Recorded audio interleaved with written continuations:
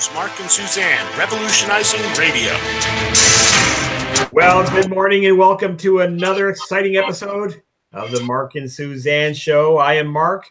She is Suzanne, and we're glad you joined us here as we continue to revolutionize radio. And boy, howdy, does it need to be revolutionized. It is stagnant. It is boring. It is filled with the same old stuff. If you tune over to Rush Limbaugh and Sean Hannity, you're going to hear the same thing you heard 30 years ago, just different names.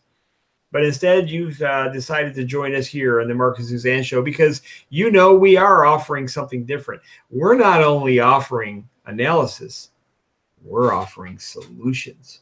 We're telling you how to fix the mess that we're in. And let me assure you of this. It's not through taking back Washington, D.C. So anyways, I'm Mark. She is Suzanne. How you doing, Suzanne? I know you're just coming off a lively radio program over there at K-Talk. Oh, yes. We had a great time. Boy, it is so amazing to have the opportunity to actually preach what we talk about here to the people of Utah, because when I first moved here, I was very disappointed in how nationalistic the population is out here, deferring to Washington, D.C. And now we have a means by which we can get our message to hundreds of thousands of people. Mike Meharry joined us this morning from the Center. Want to encourage you to follow us on Facebook, facebook.com/Cerberus Radio Network. We have a SoundCloud page. We have a YouTube page. Please like, share, and let people know what we're talking about here. I've got a gal. She was out here in Utah. We had lunch about a month or so ago. She's messaging me during the show. My daughter wants to meet you. You have made such a significant impact on her life. We are reaching to the generations behind us. Mark, what do you say about the new wineskins? You know, this is really encouraging. So I'm delighted. How was your Thanksgiving? It was wonderful. It really was a very enjoyable time with family. And I know you guys had a nice one as well. And this is the time of the year that I really, really thoroughly enjoy, because it does speak to what's important in our lives. And yes, we enjoy doing what we do, coming on the radio here and pushing against the status quo. But there's nothing like sitting down with family and friends and enjoying time together. And boy, I look forward, Suzanne, I know you do as well, to a time when we don't even have to be on the radio. We can just focus on that. And I think there can be that time, Suzanne. I think there can be a time when we don't have to take the airwaves anymore and, you know, and blast the megalomaniac sociopaths in Washington, D.C. And we can spend more time with our family. At least I want to hope there's that time. I think there was that time in the past when people weren't bothered by government every single day of their lives, and instead just went about their lives. And as you do up there in Utah, built your ranch, and us down here in Oklahoma dodging tornadoes. We just get on with life. Don't you long for that kind of that day? I really do. And as you're sitting here telling me this, I'm thinking, how far back do we have to go to a time when we didn't have these megalomaniacs in Washington, D.C. telling us what to do? I think the difference with time back then is that they didn't have the communication ability that we do now to really know what they are up to. We talk about the Whiskey Rebellion frequently.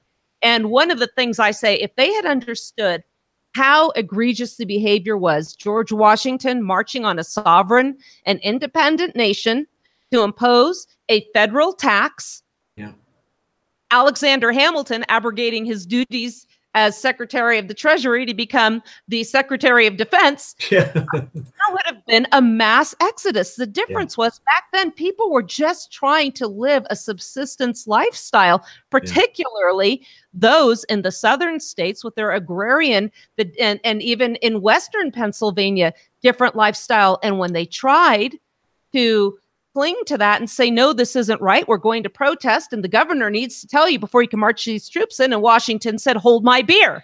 I think there would have been a mass exodus. So I don't know how far back this goes. I think it almost comes to a matter of how much can we ignore them. When I moved here, Mark, I had given up having an income that would have to be federally taxed. I slashed my expenses, tried to be, it was a matter of personal secession for me. I'm in the mountains, leave me alone. Who else said that? Jack Ruby. Right. And what am I getting here? I am getting letters and people knocking on my door from the EPA wanting to manage a little ditch that runs through my property that the community here has agreed is going to be the means by which they water their fields. This is local irrigation matter, probably affects 20 at the most families. And I've got some clown here wanting to inspect my creek and determine whether or not he's going to allow these people to put a pipe through this ditch. And I said, I don't recall voting for you. Then I get an American Community Survey request in the mail. And your son Trent and I did a show on this very same topic. You can go on the internet and type up American Community Survey. It's issued by the United States Census Bureau, which, as we know, does have the constitutional authority to count heads for purposes of representation in the House of Representatives. Only not to determine what our community needs, not to determine how many toilets I have, how I heat my home, who has stayed in my home for more than 2 nights. Seriously, they ask that. Can I dress myself? How many children I have, what age they are. And I called them and asked about this. And they said, well, we want to make your community better. And my response, you want to make my community better? Get out. Get out. That's right. Well, and this is the problem, isn't it? I am major in favor of secession. Personal secession. I tend to look at it in terms of trying to find an island to get away from Washington, D.C. Because the sad reality is we can want to get away all we want, but we can never actually get away from them. It's that old Hotel California song, you can check out anytime you'd like, but you can never leave. Well, yeah, we can check out. I can tell the bellhop I'm checking out, but I never can actually get out. I can't actually get out of the door. They are always able to get me. And so I think that kind of discussion, Suzanne, helps us zero in on who the problem is here. If Washington, D.C. has done anything, it has cleverly insulated itself from being identified as the problem child here. It always works to divide the people between parties, between ideologies, and then by keeping us at each other's throats, it protects itself in a weird way from being identified as the real culprit. Because the reality is, if there was no Washington, D.C., just let your mind, not you, Suzanne, because I know you do this already, but those of you in the listening audience, let your mind wander to a time where there is no Washington, D.C. Let's pretend my dream of pushing it into the Chesapeake Bay actually occurs, and every one of those buildings is now at the bottom of the Chesapeake Bay. And all the workers that were previously employed by the federal government to harass us, to just get up in our business, all those people are gone. They're now either working for somebody else, they're opening a hot dog stand somewhere, they're doing something else, but they're no longer harassing you. Just let your mind's eye wander for a moment to a day when they're not even there. Guess what you're arguing over then, politically? Now, you may be arguing over a lot of things, but guess what you're arguing about in your state? You're not arguing about Washington, D.C. You're arguing about your state capital and your state government and what their state government is doing. You might even be arguing about what your county government is doing, because suddenly they become far, far, far more important. And here's the big difference. Where you can get to your state representative, there's no way you can ever get to Washington, D.C., you as an individual. Yet in your state, if you're upset with your state government and what it did to you or to a group of people, that group of people can much more easier organize in their state and say, oh, no, you aren't. We're going to stop you. Folks, that time can only come when government is harassing you only to the degree you allow it to occur, when we get rid of Washington, D.C. When Washington, D.C. is properly identified as the culprit in this drama. It right now is behind the scenes on the stage. It is pulling all the strings. And we all think the problem is Obama or Pelosi or Mitchell or McConnell. Mitchell, I'm not sure who that is. I meant to say McConnell or Paul Ryan or whomever or Trump. That's what they want us to think the problem is. The problem is the puppet masters behind the scenes, the regulatory agencies that have the gall to come out to your land, Suzanne, knock on your door and say, I'm with the EPA and I need to look at that ditch. I need to look at that. That's the problem. And we've got to change our thinking on that, right? And with regards to the survey they sent me a postcard to remind me. And with the initial correspondence, tell me this is not a threat. They cite the U.S. code making it unlawful for me to refuse to answer the questions completely and truthfully. We will send you a reminder. We'll send you another reminder. Oh, and if you don't respond, we will call you. If that fails, we will send somebody to your home and assist you. What does that mean? Are they going to put a pen in my hand and hold a gun to my head and make me answer these questions? Ladies and gentlemen, is this the kind of government to which you think the ratifying states approved?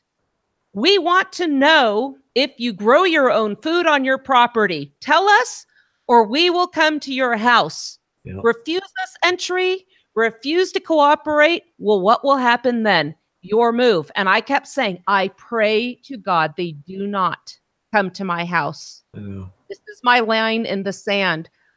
Who has slept in my home for more than a long weekend is none of their business. How dare they even ask? Interestingly enough, they didn't ask about firearms on this query. They knew better. Mm-hmm. But there are other questions, red flag questions, term red flag ring a bell. Mm-hmm. Can you dress yourself? Do you need help with your finances? We're already seeing veterans being denied their rights to keep their firearms if they need help with their finances. Mm-hmm. Heck, I need help with my finances. Yeah, stop taking them. Yeah, exactly. Stop taking. But this is what happens. Other intrusions. Well, we gotta pay our taxes every single day. We know that they're fleecing us. When my son turned 18 years old, they mailed this so it would arrive on his 18th birthday, telling him he had to register for the draft. I know. Jeff, it's so funny how history repeats itself. Why don't you bring up what you wrote here in our chat room? Yeah, well, we're talking about secession. And, our secession document is the Declaration of Independence. And so Jefferson espoused the ideas that we can self-determine, we can make a determination how we're going to govern ourselves. And because of that, he listed out their grievances against the crown. Now tell me this isn't applicable today. He has erected a multitude of new offices and sent hither swarms of officers to harass our people and eat out their substance. Jeff, Suzanne, that was who came to your door out there. Fortunately, they did not come to my door. So that was a good thing. But I thought, what are they going to do? And I'm sure there are places in the city where it's convenient to go door to door and do this. But the good news is these people are not enforcing it. But it is a scary proposition when they send you correspondence citing United States Code. And then, by the way, if you need help, call us. So I did call. And a lady answered the phone. And I said, could you please cite to me the constitutional authority to ask me all these questions? She reads the U.S. statute. I said, that's a U.S. statute. That's not your constitutional authority. So now she reads the U.S. statute even slower. No, that is not your constitutional authority. You have the constitutional authority to ask how many here. End of story. And I said, I'll give you a hint. Let's look up Article 1, Section 8 and see where it says we have the power to ask you about your personal business clause. Let's find that together. I'll wait. So I'm sitting there thinking about the Jeopardy music in my head. And then she says, it doesn't say we can't. So we can. That's right. It's not a negative, so it becomes a positive. And I actually explained this to her. And then she finally said, they don't even give me medical insurance. I said, do you really think they care about you? Yeah. And she said, I think I need to find another job. Good for you, Suzanne. Well, it's funny. These guys made the arguments that needed to be made to say Washington, D.C. is the problem. It's funny. There's been a meme floating around on my Facebook page. It just popped up again because this kind of fits with what you were just saying, Suzanne, about what if you had not. This is how the meme goes. It's a picture of an officer standing outside of a vehicle, and it's a back and forth exchange between the occupant of the vehicle and the officer. It starts out with, I'm writing you a ticket for a seatbelt violation. The passenger says, what's the purpose of the seatbelt law, officer? The officer responds, it's for your safety. The passenger, what happens if I ignore the ticket and refuse to pay? The officer says, a bench warrant will be issued for your arrest. The occupant of the car says, if I resist being arrested, what will happen? The officer says, I will use force on you until you submit and comply. Then the occupant of the car says, if I pull a gun to defend myself as you assault me, what will happen? The officer then responds, I will shoot you with my gun. Then the occupant says, what's the purpose of the seatbelt law again? And let's add another layer. The cop might have even been on a motorcycle. Well, I think he was in this. Can I jump in here? I have appointed as the producer of your show Bob, you know who Bob is, Suzanne, from Fully Informed Jury Association. I have appointed him our official meme czar. Oh, yeah. The best memes. So anyway, you said memes, and just brought that to mind. He does. He makes great memes for us, and I appreciate it very much, Bob, when you do. It's great stuff. But this is it. I mean, that was really where it was going, Suzanne. Had you resisted, they will use force, including deadly force, against the population for a stupid regulation. Now, let's go back to your EPA encounter. Had you blocked or impeded his attempt to come on your land to look at the ditch, he may very well have gotten someone with a badge and a gun and used force against you. I mean, this has happened throughout our history. When government wants to do something, and I use that term loosely, government, when it wants to do something against the people, if you're just by yourself, you got two choices. You're going to comply, which 99.9% of us do because we're too afraid not to. I would be too. Or you're going to resist, and then some really, really bad things happen to you. Folks, is that the kind of government we want? Can you really put your hand over your heart and pledge allegiance to that? Can you get weepy and teary-eyed when you think about all the propaganda out there, all the ideas out there, all the statutes out there that embolden this idea that this government is a righteous government, is a good government? No, folks, this government is an evil government. It would have killed Suzanne. Our friend Suzanne, had she resisted, they would have gone all the way to deadly force if necessary to make her comply. Now, obviously, when she's dead, she's not complying. But that does not stop government when it wants to accomplish its goals. It will murder you. Folks, you cannot support that and be a moral person. Now, if the government is doing its rightful job, its very limited job, as Jefferson so eloquently pens in the Declaration, of securing unalienable rights to life, liberty, and the pursuit of happiness, which is a catch-all for every other unalienable right we have. If government's doing that one thing and you violate somebody else's unalienable right to life, i.e. you murder them or you impede them, then government has a just responsibility to stop you. But a stupid regulation about the width of a ditch and how much water flows through it, or whether or not I want to release information about how many toilets I have in my house or who spent more than 2 days in my house, I'm going to die because I don't want to comply with that. And you could possibly defend this government as a moral government. Folks, you got to check your moral compass. You don't understand morality if you can actually support that. The problem is, folks, we just don't think these issues through the way we need to. I'm sorry, I didn't mean to interrupt. And, we have to also examine this from a local perspective. There's a family that lives down just outside of Colville on my way to the freeway. When I come down the mountain, I pass by it in the summertime. There are a couple little girls with a lemonade stand. Here in Utah, thank goodness, the Crown hasn't made that a criminal offense. In many other jurisdictions, kids cannot sell a glass of lemonade for a quarter or whatever. This is their introduction to entrepreneurship. That's a big word. and to learn the fundamentals of having your own business, providing something that people want and are willing to pay for, interacting with the public. Some places will say, well, you know what? You have to have a permit in order to do so. Maybe the parents don't want to spend $50 to $100 so their child can make $5 and learn this. So what's going to happen? You're a parent. You see your kids out there interacting harmoniously with neighbors because, believe it or not, contrary to the Hobbesian mentality, we can do so without government determining how we're going to interact with each other.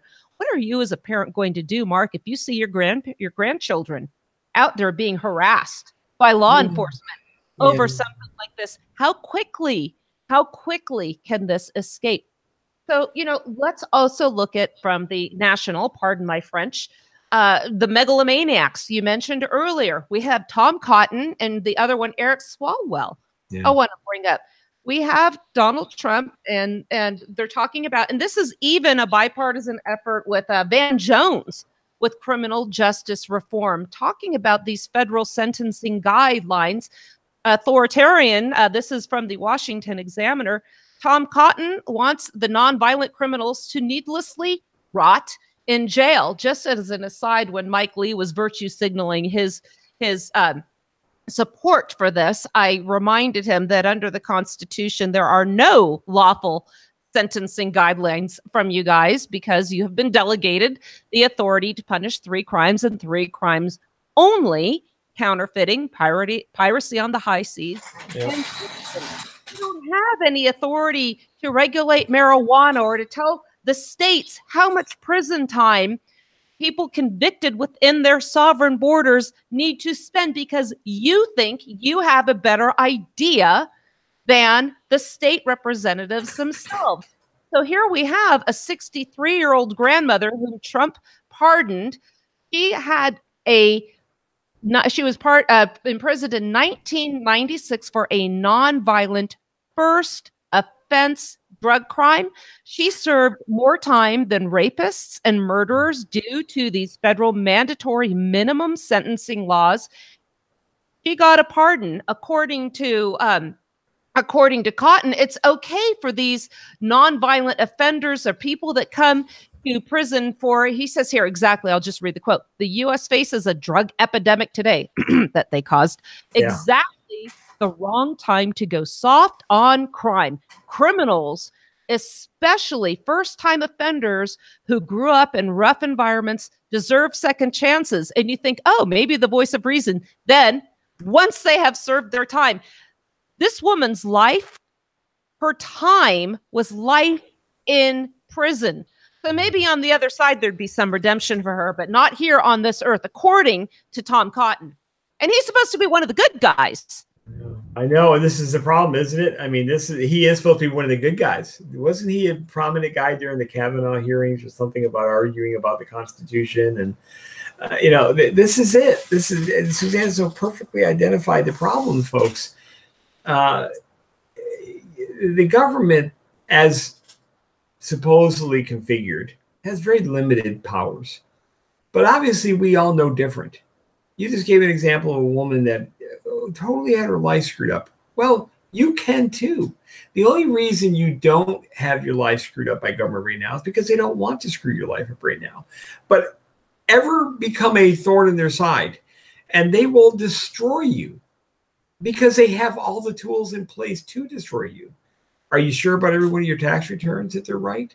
Well, depends if they think they're right.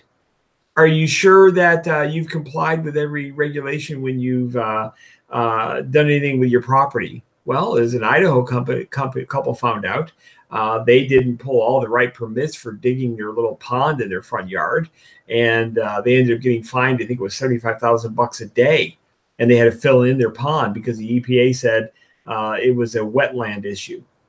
Are you sure that you've dotted every I, that you have that you've crossed every T?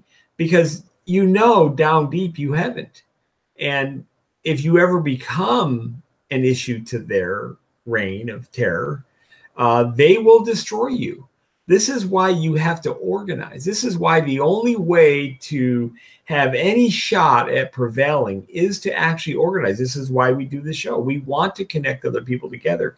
2 weeks ago, Suzanne and I had a chance to meet face-to-face for the first time at the Abbeville conference. Well, that was a well-attended conference by a group of other people that connected with each other. From that has come a number of other things that are developing behind the scenes right now. They don't want us to connect.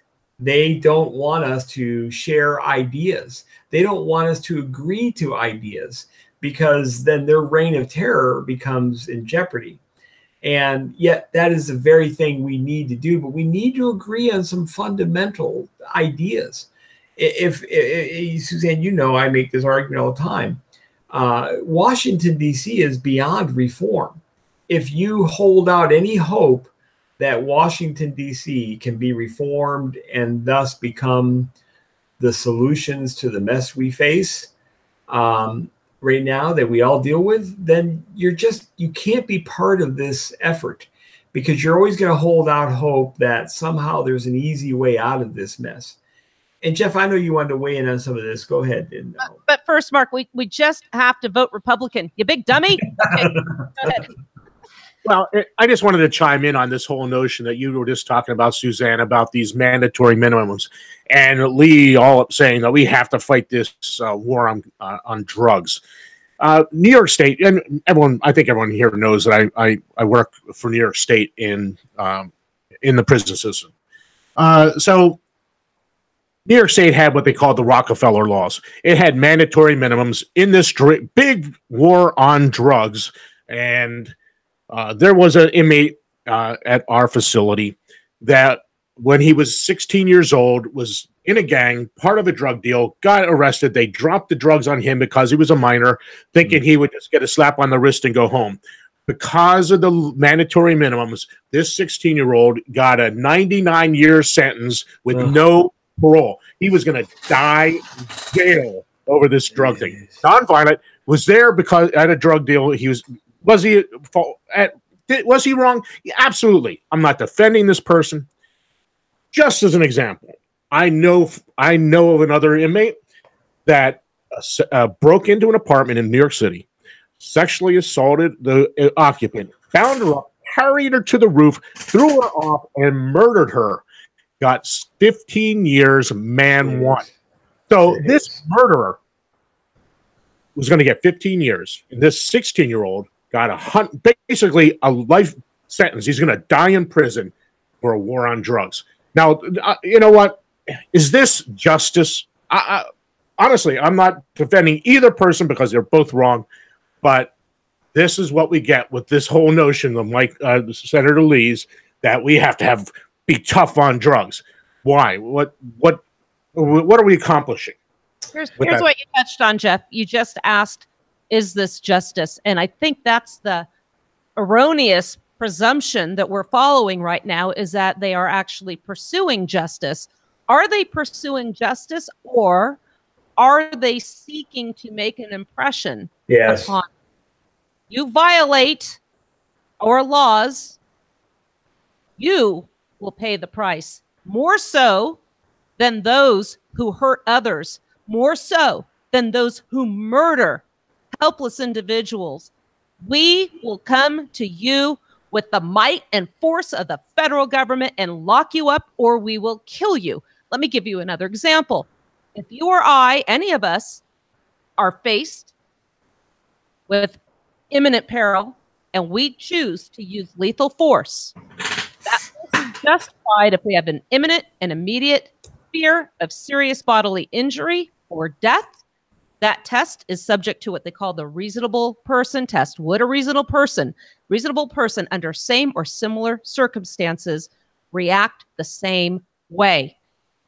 Does that test apply to the government in enforcing code violations, drug laws, speed limits, lemonade stands, selling cigarettes outside of packages, cutting off the barrel of a gun an inch too short, having a compound that maybe or may not have guns on it, where you can arrest simply and peacefully the leader of such organization in town? Otherwise, we're gonna burn the whole place down and kill the kids. There is a completely different standard when it comes to the government. This has always been my argument about the Whiskey Rebellion, honestly. It was an attempt to send a message to the rest of the people. Yes. If you get crosswise with us, we will kill you. Let's go to a contemporary example of this. A gentleman by the name of Samuel Girard. I know you've had him on the air before, Suzanne, who was sentenced to 6 years in jail because he created a lip balm or a skin balm. He's an Amish farmer that didn't have the proper labeling that the FDA, the federal government, said he's supposed to have on his little cans. Folks, just stop and think about that. Now, he's one guy. He couldn't do anything to defend himself. When they came a gunning for him, there was nothing he could do.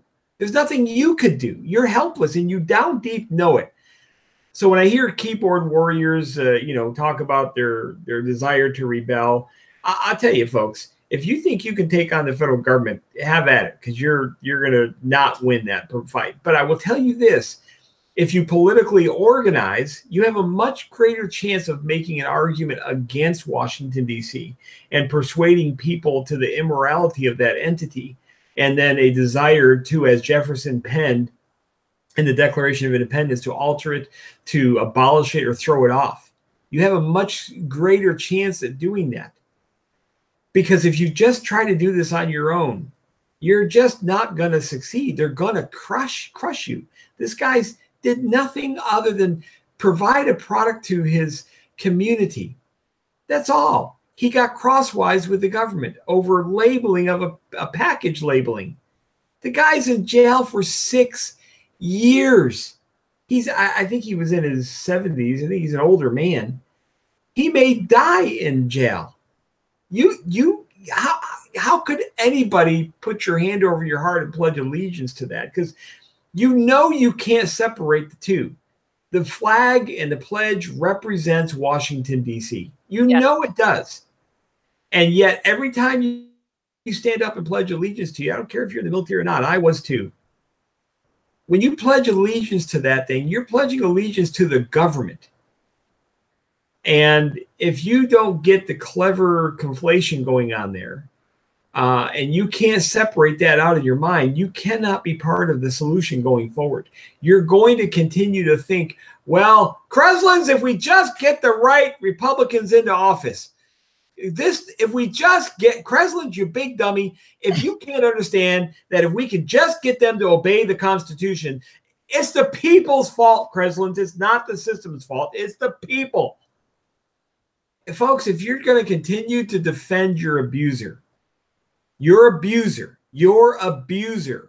you're going to continue to be the abused spouse, then it's going to get much worse.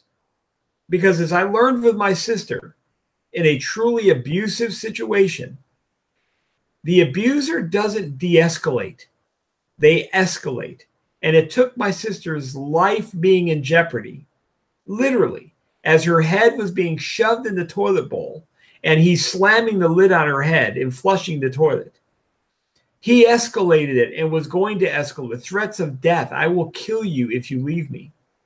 If you think your abuser just has a moral moment and says, oh, I probably shouldn't shove my wife's head in the toilet. That's not how abusers think. They think like Hamilton and Washington did back then. We're going to send everybody a message. You get crosswise with us, we'll kill you. Old Sam Gerard here. He's a message to everybody else. You don't comply with packaging labels, you're going to jail. You're going to jail. It's every time you sign your 1040 every April 15th under the penalty of perjury. If everything isn't right the way we say it is, we're going to take everything you have. In fact, if you resist us, we might kill you too. Folks, how can you think this is a moral government? This is one of the most immoral things because we do it by choice. We keep inviting it back in. We think Kreslin, you're right. It's an abusive government, abusive spouse. But we think our love can change him. If we just express enough patriotic love for what America is, and we're an exceptional country, we can change this, Kreslins. Don't you understand? No, I don't understand, because I saw it with my sister firsthand. I've seen it as in the ministry for years. These things escalate, and right now they're in an escalation phase.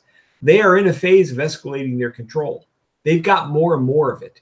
Every day that goes by, they get more and more. Now, Trump may be a temporary bump in their road, but folks, they've just about got the whole thing. If some of these movements like CalExit or Texit don't succeed, this conversation is going to change. I was just on a phone call this morning with somebody, and he was asking whether or not we should begin to ask the question, whether or not this can be fixed. Is there a victory that has any meaning for freedom and liberty? And I had to be honest. And I said, I don't know for certain. I don't know. I honestly don't, because I don't. I'm just being honest with you in the audience. I don't know if there's a possible path to victory out there. But I will tell you what, it doggone is going to hinge on what's going on in California, what's going on in Texas. It's going to hinge on those things. And you better figure out how you can get behind them. Because the only way to end this monopolistic power that Washington, D.C. has on just about everything right now, just about, and maybe everything, is to get rid of Washington, D.C. If you can't stomach that conversation, you are not ready for this. You need to go back to Limbaugh. You need to go back and living in a nostalgic fairy tale land that if we just get the right Republicans into office this time, and Trump will do it. And now there's Q out there, QAnon, and supposedly there's some 62,000 arrests coming next week. Those military tribunals, they're coming. Oh, they're coming. And so folks, we are just here to tell you the truth. Suzanne wrote a great article this last week, and she exposed some more truth, uncomfortable truths about the true limits of federal power. Sadly, it was a very well received. By the way, Suzanne, hats off on your article on the genital mutilation decision by that federal judge. Sadly enough, as you and I both know, Suzanne, there were a lot of conservatives that were upset at that, just like conservatives get upset with Second Amendment decisions that don't go their way. And so there were a lot of conservatives that can't figure out, why did this federal judge stop this genital mutilation? Obviously, it's a horrendous idea. Obviously, nobody's disputing the merits of the issue, but you picked it apart piece by piece and exemplified an argument that can be made that the federal government does not have the power it thinks it has. Suzanne, why don't you talk about that article? I think when it comes to federalism, the best topics are issues such as this one, and also firearms, because people are very to gravitate towards this already provenly evil government and seek redress and solutions from them. And it just boggles my mind why that continues to happen. So when I first heard that a federal judge dismissed charges against a doctor and some other parents, I think there were 6 people total that came from several states and performed this procedure on some girls, that I thought, well, what I expected was he was going to dismiss this on freedom of religious First Amendment grounds. And then I realized, I read the case, I said, wow, you know what? Score one for this judge. They actually got it right.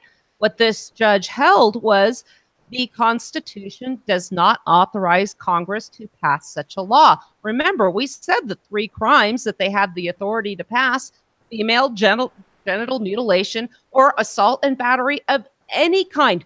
Civil rights violations of any kind are not within the purview of what they were delegated to regulate.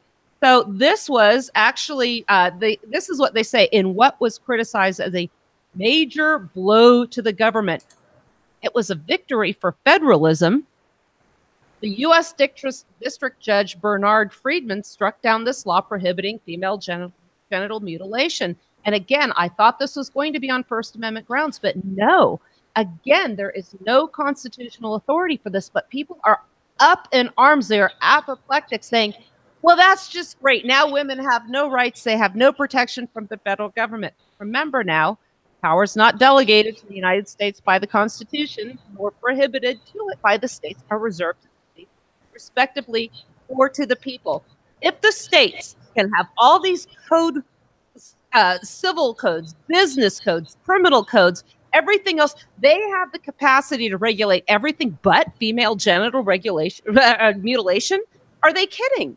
This is an absolutely insane argument. The states have every bit the authority, the ability to regulate crimes against the person, aggravated assault, battery, neglect, child abuse. They have this system in effect. This was a big power grab, and people are saying, well, the states were lazy. They should have prosecuted this. They probably didn't have the chance because we had several states involved. Took place in Minnesota. Minnesota could have handled this. Again, when we have this power grab, what I warned is if you go to the federal judiciary to solve this, look for this case to ultimately go to the Black Robe Messiahs, right, in Washington, D.C., to pontificate and say, you know, this whole ban is actually an infringement upon the freedom of the Muslims to practice their religion. And we are going to ban the prohibition across this continental landmass, across all of our little 50 subsidiaries, and say you cannot interfere with this practice at all. Oh, nobody would, no. They would never ban such a ghastly procedure or allow for such a ghastly procedure upon all 50 states. Gee, what else have they ever been known to mutilate body parts of, I know, abortion. Yeah, exactly. Unwilling to ban ghastly procedures. Folks, they've been doing it for a long time. Yeah. And this is the problem, folks. And so, you know, when we think about the overreach, which is in just about every area now of the federal government, it is obviously quite refreshing when a federal judge does actually recognize some limits of federal power. But as you alluded to, it remains to be seen under appeal, you know, what happens with this. And you know, because these things all become political issues at the end of the day, notwithstanding the fact they masquerade as legal issues, we'll see which way the courts eventually go on this. It could be a First Amendment issue. I could also see them saying that the federal government has a controlling interest in protecting the rights of women, and so we're going to ban this procedure. I could see these guys going 100 different ways because there's no stability in how we even understand law today and how we understand the Constitution. As I've said routinely, Suzanne, you've heard me say this many times, the Constitution and law is whatever those in power want it to mean at any given time. And we've seen this throughout our history.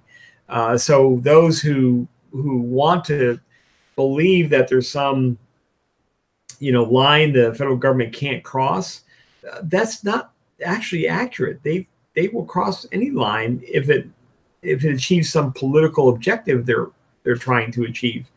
And we know they've always enjoyed the idea, all the way back to Madison in the Virginia plan during the Philadelphia Convention. They've always enjoyed the idea of having power over the states.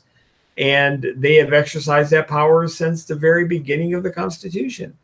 So is it possible that the Supremes could say, we believe that the act passed by Congress is a constitutional act, and based on some penumbra?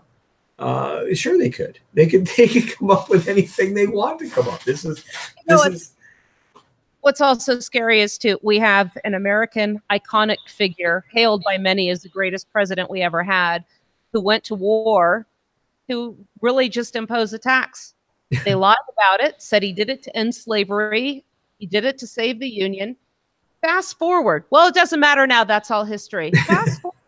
This is a sentiment the government apparently has not let go. No. Democrat California Representative Eric Swalwell suggested on Friday that the United States government could use nuclear weapons on its own citizens if they fight back against firearms confiscation. Mark, I might be missing it, but are you hearing outrage from other members of Congress? No. Over this threat to actually nuke American citizens if they don't turn over their guns? This guy should have been booted out of the House. Yeah. Well, and this is a common political tactic that is used both during campaign seasons, but also during public policy debates as well. You float trial balloons in the extreme to see the reaction, because then you can gauge your policy response based on the reaction. So now, whether this guy was a calculated part of a calculated plot to see the sentiment of the people on gun confiscation, who knows? Who knows what actually happened? Maybe he's just a buffoon and threw it out. I tend to think that's it. But don't think that political policymakers aren't analyzing the response. They're sitting back and saying, well, there are kind of hushed tones on this. Nobody is, other than mocking him. There's a lot of people mocking him right now, but there's not this uprising that we would have thought from, the gun owners of America or whomever. There isn't this kind of massive pushback. Maybe we can go a little farther. Obviously, we're not going to go to nuking people who resist gun confiscation. They're never going to, at least right now, I shouldn't say never. They are not right now. They know the political landscape is such right now that they could not go for full confiscation right now. But that trial balloon went up, and they're analyzing the data, and they're saying, well, yeah, we can't go for full confiscation right now, but I'll bet you they'll take some regulation. I'll bet you they'll take a little bit more. Oh, yeah. And folks, that's how they've grown things since the 60s. They'll take a little bit more. Let's give them a little bit more here to see what they do with that. Since the trial balloon, the extreme, they didn't overreact to that. Let's see if they'll take a little bit more. And Mark, why this is so important to the discussions that we have is, hey, you know what? There was no massive outcry over the issue of firearms and actually nuking American citizens. These secessionists, they might want to think about this, because we might just decide to nuke Oklahoma if they start getting a little uppity and want to leave. So there was no massive outcry when there should have been.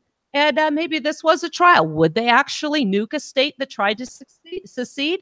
I am more perturbed by the lack of reaction to this than I am the fact that he said it. We know these guys are nutcases.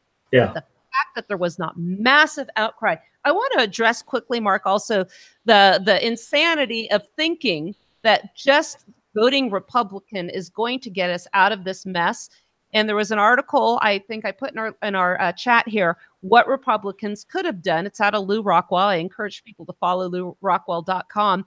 Another Republican majority has come and go with nothing to show for it. They controlled both houses of Congress during the first 2 years, going back to Republican Dwight Eisenhower's presidency. They could, and they also controlled both houses during George Bush. They controlled both houses of Congress since the presidential inauguration of Trump. Again, what changes have we seen? Under Eisenhower, what could they have done? Repealed the New Deal. Did they? Nope. Road was paved for a massive welfare state.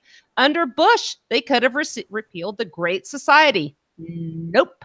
Welfare state expanded once again. What was candidate Trump's biggest campaign promise? Repeal Obamacare. Then as it got closer to the election, I'm going to repeal and replace Obamacare. Nothing happened. We're going to bring the Americans home. We're going to stop these wars. 2, we're going to defeat ISIS. 2/3 to 3/4 of our federal budget can be described as Congress taking the rightful earnings of one American to give it to another American, using one American to serve another. Farm subsidies, business bailouts, Social Security, Medicare, Medicaid, food stamps, welfare. Take this to your local level. I just dropped off a check at my county treasurer for my property taxes. I homeschooled my kids at my expense, yet I've got to pay for other people to send their kids to the school. I've got to pay and sit and look at that darn school bus that blocks my road if I get the timing wrong. I'm stuck behind for 10 miles. And I've got to pay this, which is, your meme was great. Mark, tell us about your stance on taxes here. No, I don't want to pay them, and I don't want to pay income taxes. I don't want to pay property taxes. And then I asked the question, am I being selfish? And my response to people who said, yeah, you are, Mark, is, well, then you're a socialist. Just admit it. This is the problem. We think, conservatives and Christians think they are more righteous than liberal Democrats, when the reality is those who are in favor of income taxes, or let's be realistic, Kreslins, about income taxes or property taxes, you're a socialist. You just need to admit it. You just need to be honest with yourself that you're okay with stealing other people's money as long as government does it on your behalf for your benefit. Folks, that's an immoral position. That's just, you're holding an immoral position. And I see this a great deal within the Christian context, and I see it a great deal within conservative politics. The debate isn't whether or not we should have an income tax, ever. The debate is, how much income tax should we have, Suzanne? This is a great problem. And I will hear Limbaugh argue that as much as you would expect it to hear from Nancy Pelosi. Their issue isn't over the fundamental issue of whether property should be stolen from people. That's not the debate. The debate is, how much property should be stolen from each other. Folks, if you can't see that, then you're a fundamentally immoral person. You're just an immoral. Now, you may not like to hear me say that. You might get mad at me and say that's wrong. I have literally heard Christians say to me, I'm okay with some taxation. And then I hear the God of the universe in the 8th commandment say, thou shalt not steal. What? Who's right here? If taxation is theft, because it is property being lifted from you against your consent. Suzanne, when you went down and paid your property tax, you knew why you did it, because they would take your property from you if you didn't. You don't actually own it. This is a great facade. You don't own your property. You don't even own your wages. Not being able to help myself, you know me. I walked by there and announced to the world, I'm here to pay my rent. and see, people go through. I see Christians. This is so troubling to me from the Christian community. I see Christians justify their support of legal theft by some idea about the value of public schools, or how else do we do this, Kreslins, or we got to be realistic about this. No, I don't want to be realistic. I want to be right. I want to be morally right on this. There's no liberty in my Christian faith for me to use government to go force somebody against their will to pay for something I want. Folks, public school is a highly immoral idea when it's funded through tax dollars that are forcefully taken from people. Yet Christians over and over defend the practice. And we allow this to happen particularly over areas that are meant to be issues of personal responsibility. Right. Women have been taken out of the home and put in the workforce. Now we have this public indoctrination system. Women, go home, stay home, raise your children. You might not have that second car. You might not have that new car. You might not have that country club membership or the new boat. You might have to make some sacrifices. But, you know, getting back to our traditional values, having women who actually have homesteading, homemaking skills and teaching them to the children is so crucial. And we have completely abandoned that. As you were talking earlier, I kind of made this little, this 5-tier pyramid of what our solutions and the best ways to cope with what we have are right now. And at the peak of this little pyramid, what is the worst for us? Kind of like sugars on the food pyramid. I have an R for voting Republican. Let's just forget it. Okay, then I have an N for nullification. Going back to the Kentucky and Virginia resolutions, that is the rightful remedy. But thanks to what we call the new federalism and all these grants and holding federal money over the states' heads, we've seen that unless the states really want to stand up and take back their sovereignty, as much as I support nullification, I really don't see that as a viable solution. Oh, by the way, it's 4. Apparently, I can't count very well. The next step here is an S, and I see that as a really broad, getting down to the base here, is secession, decentralizing this. I had a caller on the K-Talk show earlier going, well, these states, they violated the Constitution when the South left.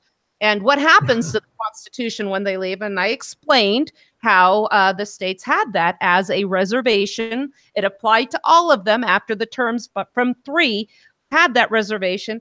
And he said, well, what happens to the Constitution? I said, did anything happen to the Constitution? These states exercised their rights. They left. The Constitution remained in effect for those who wish to live under and abide by it. One of them wasn't Lincoln, by the way. Right. So, this is something that people have to let go of. Decentralization does not mean America is going away. Mark, if Oklahoma seceded, or is it poof? Where's Crest? I can't call him. I can't do internet anymore. I can't fly a plane into Oklahoma. The base of the pyramid is planned. And that I really tie into the S, because there are going to be some troubles. There are going to be some things we have to get over. But Mark, if we decentralize, I'll still be here. Yes, this is a great problem. Why have the Europeans figured this out, but we can't? They live side by side. The landmass does not break up when a particular area, demographic area or geographic area declares sovereignty. It doesn't lift up and then start floating in the Indian Ocean. It's not like Oklahoma is going to go into the Pacific Ocean or the Gulf of Mexico. With you, I saw something on a television show the other day. It was about Nepal, and the people said, "Where is she going with this?" Hear me out. They were talking about macaque monkeys, and there are about 3,000 of them in this area. But these monkeys have broken up into smaller groups for greater cohesion. Once these groups get to be about 50, because their populations will rise, guess what they do? They split off and form another one for purposes of cohesion and living peacefully. Monkeys understand this. Monkeys. And what does that say about us? We gotta take back Washington, Suzanne. I want to go live with these monkeys in Nepal. I'm with you. Well, it's been a good show with you guys. Suzanne, want to wrap it up? Yeah, I do. I really appreciate people listening. I get messages when I'm on K-Talk, when I'm on here, about people saying, you've got to meet my daughter. You have changed her life. This was a woman I met out in Utah, and was with that Republican group. And I think it was probably the only luncheon I'll be invited to, because they said, we got to have phone banks and take back the house. And then I start with my secession, and good luck with that nonsense. But she said, the gal that invited me, you got to meet my daughter. You have absolutely changed her views on life matter. We are making headway, folks. We have to keep going. We are talking about peace here. When we were at that event in Dallas, somebody was saying Mount St. Helens gave plenty of warning before it blew. Our society is giving plenty of warning. We're out of time. Thanks, everybody. This is the Mark and Suzanne Show on the Cerberus Radio Network, where we defend liberty and freedom from the flames of tyranny. Thanks for listening.